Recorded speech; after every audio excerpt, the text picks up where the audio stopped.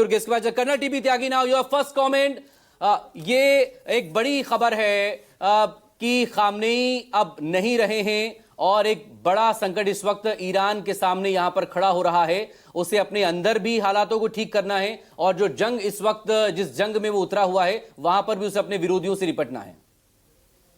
देखिए, मैं तर्क के साथ बात करूंगा और जो धर्म गुरु हैं, शिया धर्म गुरु, उनको शायद बुरा लग सकता है, पर पहले मैं उन्हीं से एक सवाल पूछना चाहता हूं कि क्या ये सच है कि शियाओं के अंदर राजा का बेटा राजा बनेगा, इस तरह का सक्सेशन जायज नहीं माना जाता? मैंने धर्मगुरु जी से एक जरा सी बात पूछी आगे बढ़ने से पहले, क्या ये सच है कि शिया धर्म के अंदर राजा का बेटा राजा बनेगा, ये सही नहीं माना जाता, उसको जायज नहीं माना जाता? क्या ये सच है? और अगर सच है तो फिर मुस्तफा खोमेनी का नाम तो प्रपोज ही नहीं होना चाहिए। दूसरे, जिस तरह से खोमेनी जी को प्रेजेंट किया गया, जिनके पास खरबों खरबों की दौलत है, जिनके बेटों के बच्चों के बेटों के बीवियों के बच्चों के पास खरबों खरबों की दौलत है, उसे आप ये कैसे कह सकते हैं कि वो वहाँ की जनता के खिदमत गाड़ते? खैर, मैंने जो कहना था कह दिया हमने। ठीक है, इसका कमेंट ले लेते हैं ना, आपके सवाल का जवाब। तकवी साहब है मेरे साथ। Taqvi sahab, now please can you answer? जी, देखिए, ऐसा है कि ये बहरहाल अब जो भी ये कह रहे हैं और प्रोपेगेंडा जिससे मुतासिर हो के कह रहे हैं कि उन्होंने लाखों की दौलत जमा कर ली है और ये कर लिया और वो कर लिया है, ये सब बातें हैं कि जो बहरहाल इस तरह की अफवाहें उड़ाई गई हैं और उसके ऊपर लोग यकीन कर लेते हैं, बहुत से लोग। लेकिन देखिए, ऐसा है कि शीयत के अंदर औलाद के अंदर बादशाहत चले या राजपाट जो है वो अपनी औलाद की तरफ मुंतकिल हो, तो देखिए, राजपाट के कोई कानून नहीं होते।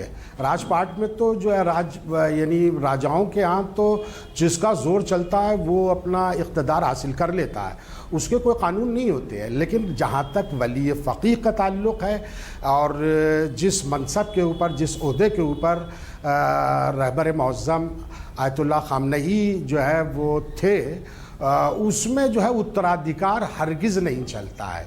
उसमें जो है एक लायक व्यक्ति, एक इस्लामिक विद्वान और इस्लामिक शिक्षाओं के ऊपर चलने वाला और दूसरों को चलाने वाला जो है वो वही शख्स जो है वो जानशीन बनाया जाएगा। इसमें औलाद या गैर औलाद जो है वो देखी नहीं जाती है। चलिए, धन्यवाद। सबको समझ में आ गया होगा कौन कहाँ क्या बोल रहा है। अब मैं आता हूँ ईरान के बारे में। सर, खोमेनी जी को मार दिया गया। अब मैं दो बात पूछता हूँ, क्या सारी दुनिया ईरान की वजह से त्रस्त नहीं है?